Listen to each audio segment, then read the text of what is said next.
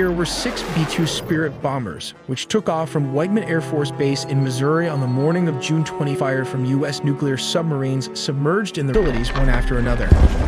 It might sound straightforward, but it's far from simple. These aircraft are massive fuel guzzlers and rely heavily on aerial refueling support to complete such long-range missions. And here's where it gets even more complex.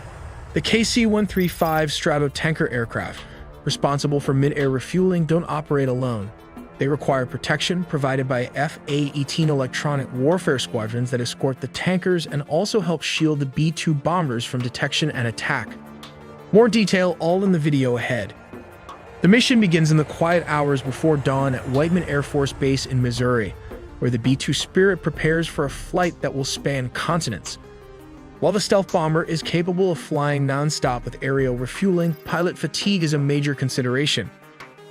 To mitigate this, the U.S. has strategically positioned Allied air bases in Qatar, closer to Iran, and on Diego Garcia, and possibly forward operating bases such as Anderson Air Force Base in Guam, one of the most strategic U.S. military bases in the world.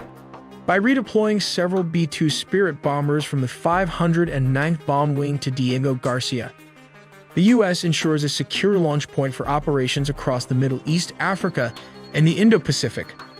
A carefully calculated military strategy that enhances both survivability and operational reach. But they were also escorted by aircraft carriers and submarines. Across the Arabian Sea, F-A-18 Super Hornets and E-A-18G Growler launch from the decks of U.S. carriers, their roles already defined. Some will clear a path through Iran's air defenses, while others will guard the tankers that keep the entire operation airborne. The KC-135 Stratotankers, laden with fuel, loiter in friendly airspace over Saudi Arabia, their crews aware that their unglamorous task could mean the difference between triumph and catastrophe. As the B-2s lift off, their jagged silhouettes blend into the night sky. Stealth is their shield, but distance is their enemy. Hours into the flight, they rendezvous with tankers flying over the canal, gulping fuel midair as F-A-18s circle protectively. The Growlers emit a cacophony of electronic noise masking the strike group's movements. Meanwhile, in underground command centers, U.S. analysts watch real-time feeds ready to redirect forces if Iran's radars flicker to light. Crossing into Iranian airspace is no easy task. The B-2s must climb to an extremely high altitude, their routes meticulously plotted to avoid known missile sites.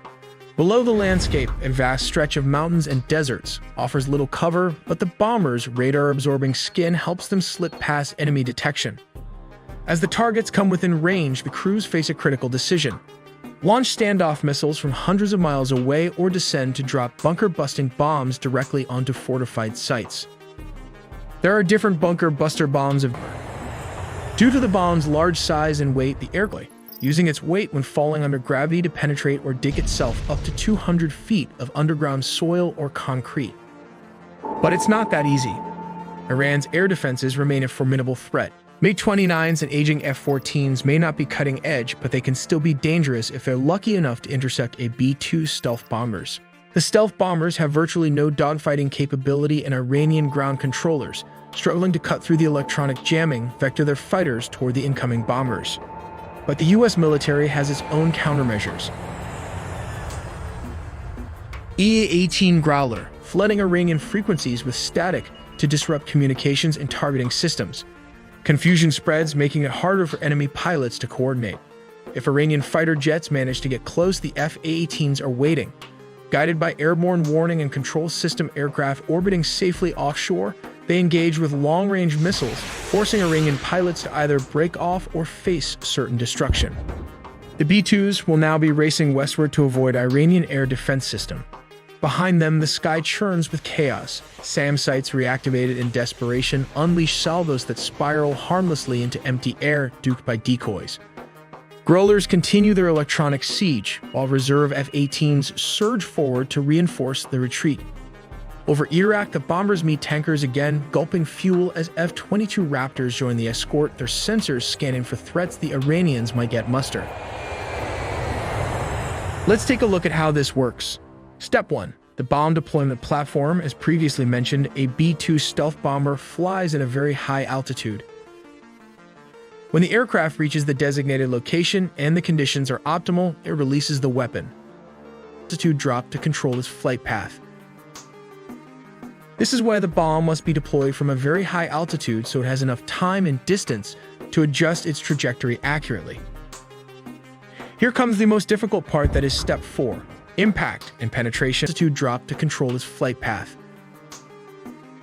This is why the bomb must be deployed from a very high altitude so it has enough time and distance to adjust its trajectory accurately. Here comes the most difficult part, that is penetrator. Weighs approximately 30,000 pounds, which is around 14,000 kilograms. When it reaches its target, it strikes with immense force, designed to penetrate deep into hardened structures, such as bunkers. The energy upon impact allows the bomb to bury itself over 200 feet into reinforced concrete, ensuring it delivers its payload precisely where it is intended for maximum effect. Penetrator. Weighs approximately 30,000 pounds, which is around 14,000 kilograms. The weapon. It was installed with 2 SDB fuses. Double fuses are required as a backup.